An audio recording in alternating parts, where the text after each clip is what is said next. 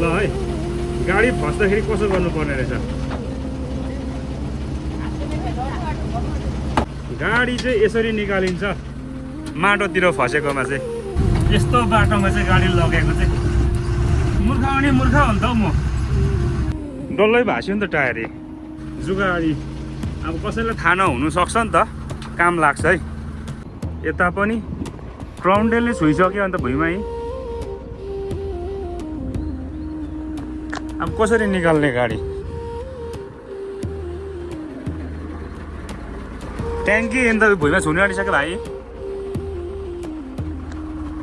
अगाडि हेरेर डल्लै बसिसक्यो नि यस्तो खतम भयो आज चाहिँ अब उपाय नभएर चाहिँ यहाँनिर अनलोड गरेर चाहिँ अब कति चाहिँ मेरो गाडी चाहिँ के भएछ भन्दाखेरि चाहिँ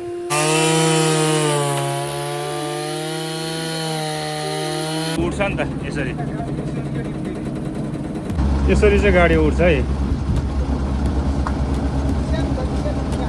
गाडी यसरी चाहिँ उठ्छ है अहिले घुम्दैछ है 17 बिजोग बनायो यस्तो हुँदो रहेछ 17 बिजोग चाहिँ क्राउन्टेलको हालत फ्रन्ट एक्सलको हालत अब यो साइलेन्सर ट्याङ्की उता डिजल ट्याङ्की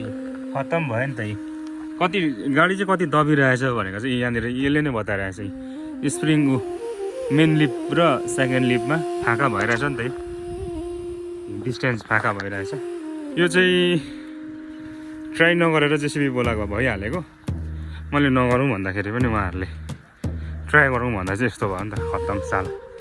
पुरै छोइरहेछ है अगाडि त अब अलिकति पनि आउँदैन पछाडि पनि जानुको लागि चाहिँ मेसिनै चाहिन्छ टायर चाहिँ निकै हुँदैन म अझै डाला उठाउँछु नि ल कसले डाला उठाउँछु भाइ पर पक्रिनु ल यसरी उठ्छ नि त लु ढुङ्गा हाल्नुहोस् होइन होइन मुनिबाटै हाल्नुपर्छ गएर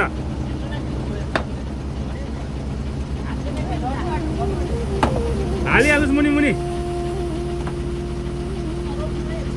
ल है गाडी फस्दाखेरि कसो गर्नुपर्ने रहेछ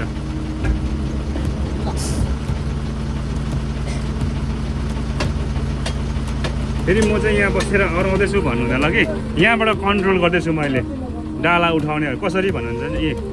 टिप्परको चाहिँ एडभान्स यति छ पहिला भित्र बिचमै लाउनुपर्छ भित्रको मसिनो निकालेर